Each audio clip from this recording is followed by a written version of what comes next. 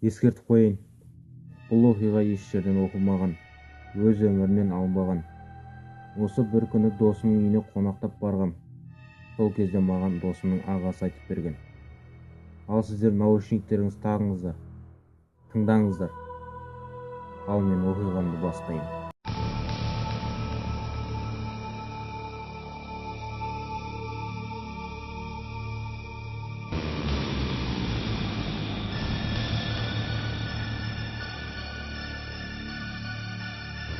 Мен 10 жасымда әке-шешеммен үлкен 2 қабатты үйге көшіп барғанбыз.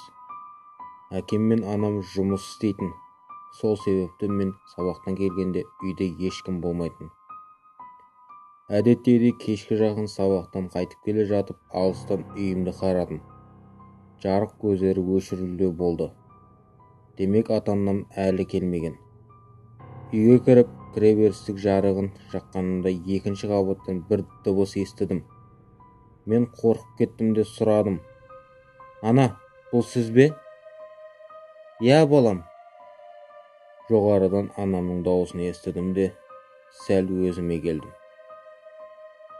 Баспалдақпен жоғары көтеріліп бара жатып, қай бөлмеде екен білу үшін анамды тағы шақырдым.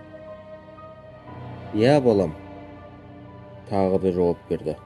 Дауысы тура беттегі бөлмеден шықты. Өзімді жаман сезініп кеттім, бірақ анамды тезірек табайын, сонда жаным жай табады деп ойладым.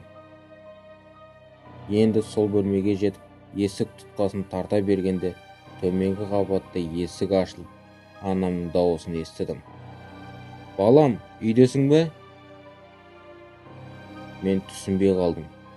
Осы кезде алдымда тұрған бөлменің есігі жаймендеп ашыла бастады. Қорқыныштан төменгі қабатқа анама қарай жүгірдім.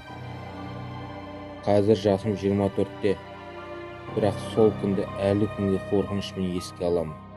Ол бөлмеде не болды? Не менің анамның дауысымен шақырған?